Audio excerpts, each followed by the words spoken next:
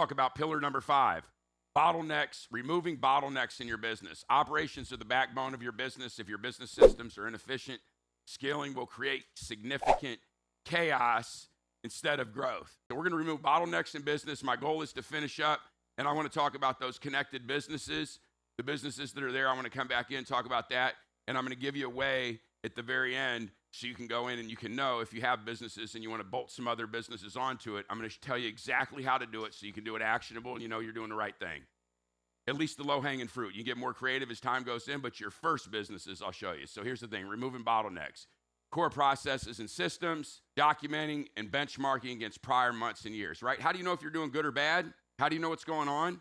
Are you benchmarking in your current business right now? How are you doing it, right? So sometimes you want to know what you're doing. Are you doing something here within, are you benchmarking against what you did prior year, prior month, prior 3 months? If you're coaching somebody or you're finding somebody that's doing it further along than what you are and you're using their data. Hey guys, how you doing? My name's Joey Batista.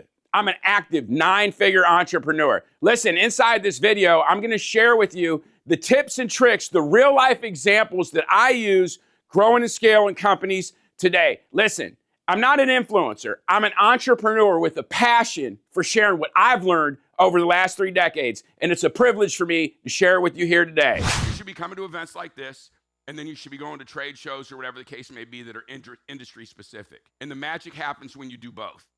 Right? If you get only industry, you're just like a regurgitated oaf. Like it gets stale. It's the idea when you go into these other businesses and do it. So that's why, but benchmarking in your own industry, that's what you want to do because you want to know, are you missing opportunity or are you over demanding from your team? You're always looking to do what it is. And remember something, when you're documenting, benchmarking and everything like that, if something is being done wrong, like a lot of you old time business people, you've heard, if you found value in this video, share it with someone in need. Listen, these videos are part of a series. So if you found value in this and you have a real problem in your business that you're looking to solve, watch the other video and it'll help you get there. 10 or 20% forecast year over year, right? You've heard that at whatever, month over month or whatever the case may be. But if you're doing something wrong, you can expect a 10x return.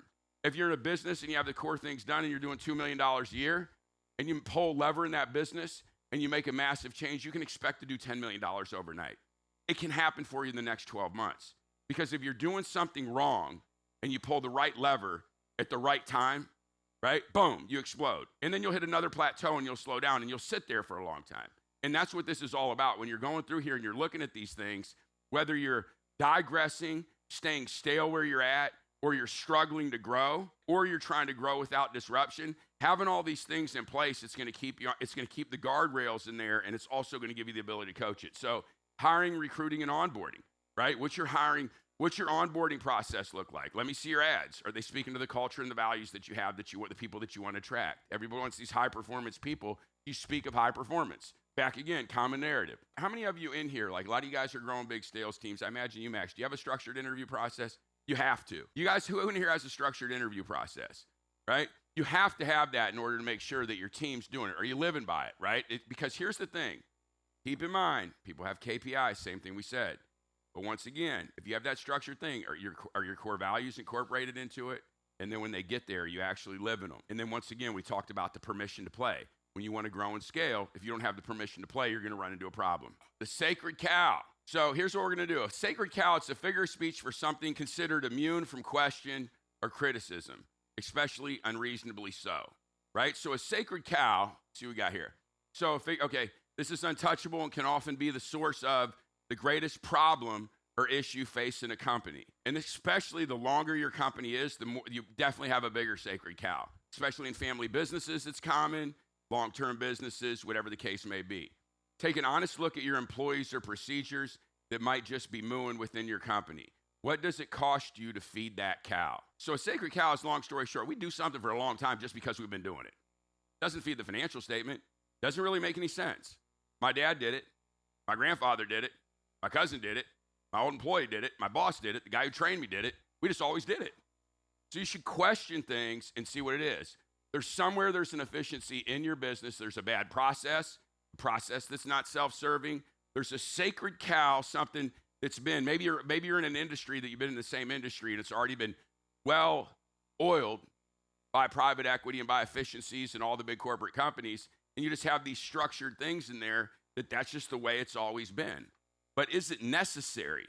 Can you get a win to get team engagement, to get employee engagement? Can you give them a faster win?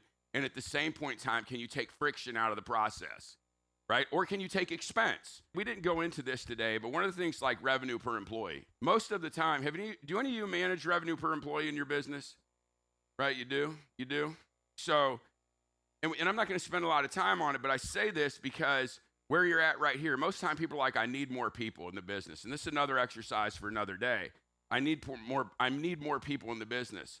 What you should be able to do is you should have a number where your company's really profitable. And basically, when you hit that number, each employee should generate $300,000. I'm doing I'm doing, $4.5 million a month, and I have 15 employees, and they're doing $300,000 a piece. All of a sudden, you got 30 employees, and you're doing the same $4.5 million. You want to sell more stuff, and you're like, hey, let me add 10 more. Now, these are exaggerated numbers, and I'm throwing it out of there. But the reason why I'm saying this is because there's a threshold in your business if you can coordinate and I'm just doing this for one little piece to keep in mind, I'm just trying to get your way to think. What I've learned in business is rarely do more people actually help. I've always had my most profitable quarters, months, years, whatever the case may be, when I've had an efficient team. The team has become efficient because the fastest way to punish your A players is give them a B or C. They hate you for it. Their life becomes the business, the job becomes unfun. It's not enjoyable to work with C players. Just not, especially if they're not interested in trying to become A's, So either which way, that's the threshold. That's another conversation. But I want you to do that. I want you to think about in your business, who is it or what is it that you have to do, right? There should be something in there. The big thing is I want to stimulate thought for you to question the way that you're doing things, to think about business disruptively, right? That's the big thing. So that's it. Hey guys, if you found value in the video today and you'd like to see more of them, like, subscribe, or share now.